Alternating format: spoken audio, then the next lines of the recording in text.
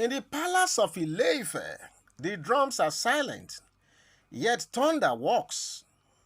The winds whisper betrayal, destiny breathes fire, and a woman who thought herself untouchable now stands, abandoned, exposed, and drawn in her own tears. This is the story shaking Yoruba land tonight, when the hunter becomes the hunted, when the palace wall no longer shields, and when destiny crowns the rejected stone, and now the kingdom is about to tremble. Because in Ife, they say, when the gods move, arrogance breaks before dawn. So today, Ebony learns that lesson so brutally, my people. Okay? So palace insiders are whispering. There's whisper of thunder behind closed doors. A meeting summoned by the elders in council, as reported in one of our videos before this one. And the topic of their conversation, you want to know? Of course, who truly bears the mantle of Yeye Lua? Now that Queen Naomi's sacred return is imminent, that was the reason for that meeting. Amongst the queens, all eyes turned softly to Auntie Ebe, of course, for obvious reasons. The one Ebony believed she had successfully entangled with bitterness, because the report we got before now was that she was getting too close to Auntie Ebe for the purpose of trying to, poison her mind, and just corner her to understand that, look, she must stand, gidigba, and claim that position, which in her estimation, is the rightful position for Auntie Ebe. Okay? So, to Ebony, Auntie Ebe was the perfect warrior, to put asunder the rightful position, the eminent return of Queen Naomi, and the rightful position that she truly deserves. So, it is reported that she went trying to be close to Auntie Ebe in order to work as a unit, to make life difficult for Queen Naomi, especially on the issue of that Yeye Lua. Okay? So, it was a perfect. Ebony saw Auntie Ebe as the perfect person for that purpose. Okay? Because she feels like she's wounded, she's offended, and willing to fight Queen Naomi toe to toe. So she thought. But destiny played a cruel joke on her. At the meeting, before the issue even matured, according to the reports out there, Auntie Ebe raised her hands, calmly, unexpectedly, and like a woman surrendering a sword forged in hate, she said, "Count me out." Yes, you heard me well. "Count me out. I will not stand against Queen Naomi. Destiny beckons on her. Let her fulfill what the throne and the gods have marked," she said. According to the report, they said shock crawled in the air. Some of the chiefs leaned forward to see if they heard Auntie Ebe correctly, because they didn't believe that such words could be coming from Ebe at that time, because they thought that she would come brimming with fire to say, "No, I'm the one here right now. I'm the new sheriff in town." But there was no such thing. Instead, it was reported that Auntie Ebe stood up and made this famous statement, "Count me out." Okay? So they said shock crawled in the air. Some of the chiefs leaned forward to see if they have heard her correctly. This was not in the script, because this was not the plan. There were a lot of people right there who thought that with the stubbornness that they expected from Auntie Ebe, that there was going to be life was going to be made difficult for Queen Naomi, as far as that Yeye Lua was concerned. Okay? So that was not in the script, like I said. So Auntie Ebe continued softly. She didn't stop there. She said, "I must care for my son, and I must care for myself." That was where the thunder hid. Was she overwhelmed? People started wondering. Was she overwhelmed? Was she pregnant? Was she feeling defeated already? or simply tired. Don't forget that plethora of reports are out there that Auntie Ebe's son was sick or so, and that she needed time to take care of her son and even herself. To which some of the chiefs and the people who heard that started wondering that is it that apart from the son that is reported to be sick, is it that she is pregnant? Because they didn't see energy.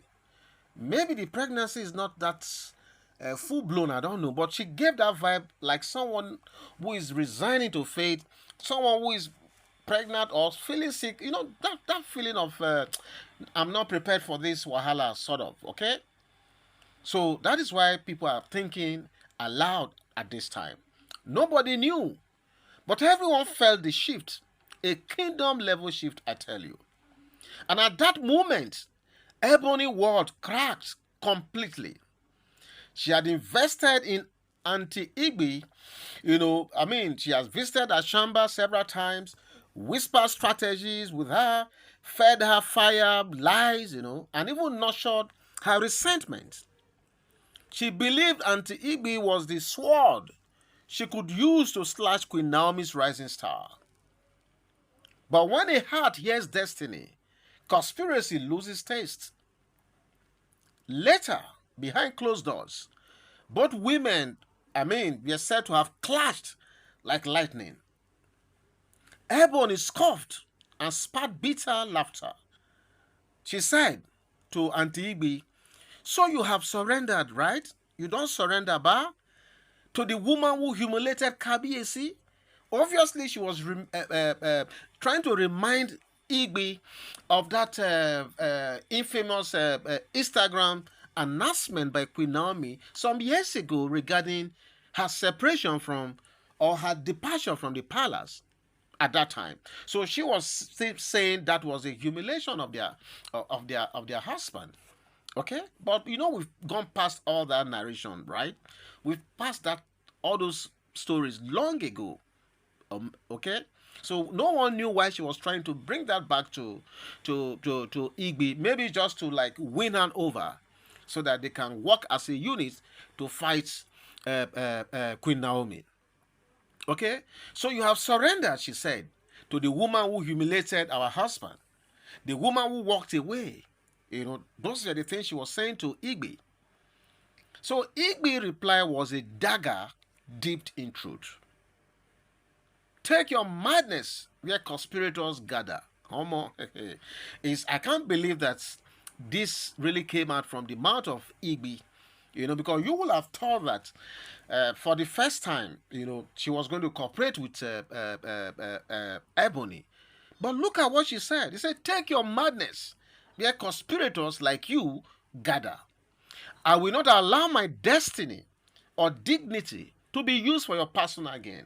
Yes, because she sees this fight against Queen Naomi at this time, that destiny beckons, as something that she's taking personal. So she doesn't want to involve herself with all of that. So those words, according to the story, broke Ebony completely.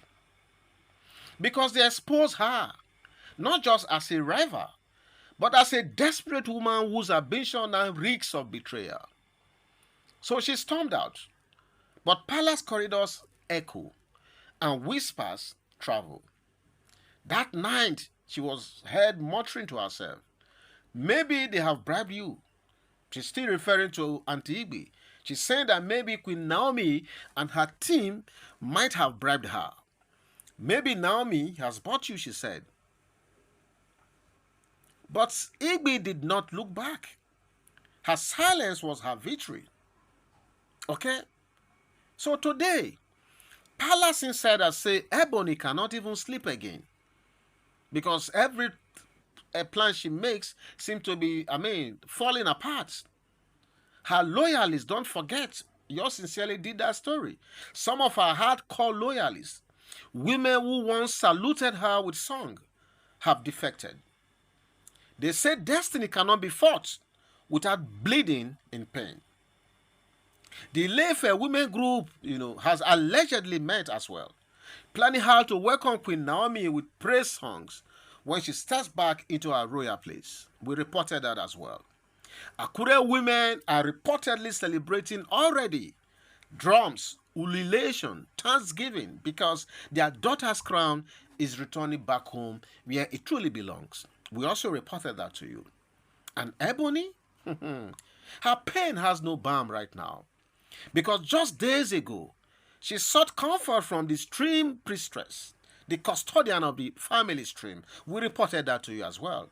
But instead of validation, she received warning, rebuke, and divine caution. And that caution was, do not stand in the way of what has already been sealed by the gods. That's a big one right there. Then Kabiesi himself was reported to have walked past, zoomed off in his convoy, past her, just after that incident, with his eyes fixed ahead, robe flowing like prophecy, ignoring her trembling voice, calling his name. And that was what we also reported, to you, I think a day or two ago. Imagine that sting, right? Now, on top of all this, and this, if we now add this Igbi's shock withdrawal, it's just like adding fuel to the whole wahala that has, befallen Ebony all these few days. So Ebony, as it is right now, stands alone, like a cracked calabash, unable to hold loyalty, destiny, or even sympathy at this time. And the palace watches her fall, not because anyone pushed her, but because she tried to fight the wind, and the wind fought back. And you know what it means now when the wind decides to fight back at you. You're not going to win now. Okay? So the issue now is what truly happened. Okay? Perhaps, or what is the reason why it appears that nothing seems to be working for Ebony this time? Maybe we should look at it from that premise. Perhaps this is karma reciting her psalms. Perhaps it is proof that arrogance is a candle, bright for a moment, but melting its own foundation. Because Queen Naomi never begged. She simply aligned with destiny. And when destiny rises, even enemies become midwives. Because in Yoruba, they say, only a foolish goat tears the lion's teeth. You don't see goat when they say eat belleful, even though they call them goat, man like that. You don't see goat when eat belleful, can't say, if they go put mouth for the lion's teeth, just to test the lion. It doesn't happen that way. But it appears like that is what is unfolding right now. Ebony tested destiny, and destiny is hitting her back big time. So I would like to have some reflection on everything I've said so far. And the summary for me is this. Power has shifted. Allegiance has, is realigning from all what we can see. And Queen Naomi, the woman who walked away, is returning like a crowned storm. And so what is the lesson in all of this for all of us? When grace selects you, even those who fought you will announce you. For me, that is the lesson for all of us. Because if you look at the trajectory of what has been happening from the day that Oferande ritual was successfully concluded, which climaxed with what happened, between the father and son. What happened when that true validation happened. Since that day, it has been from one misery, one pain to the other. So for me, like I said, the lesson for all of us is that when grace selects you, even those who fought you before, all of them will be the one to announce you. And that is exactly what is happening at this moment, my people. Okay? So that is the story that is coming out, and I have thought it wise to let you know. Okay? But don't forget, my people, that this story, just like many of the ones we put out there, are usually curated from public commentary, speculative reports, and social media conversations gleaned from palace insiders. It is not verified factual reporting and should not be taken as established truth. Okay? It is crafted purely for entertainment, storytelling purposes. Okay? And so, I'm going to just say, I'm going to leave it here. But what do you people think about this unfolding story? Because, like I always say, this is a developing story. And as soon as we get fresh updates, we'll do well to come here to lay it bare before you. So what do you think about this? Please feel free to go to the comment section and leave your thoughts right there. And hopefully yours sincerely will meet you to take this conversation much further. God bless you. I'll be right back. Bye-bye.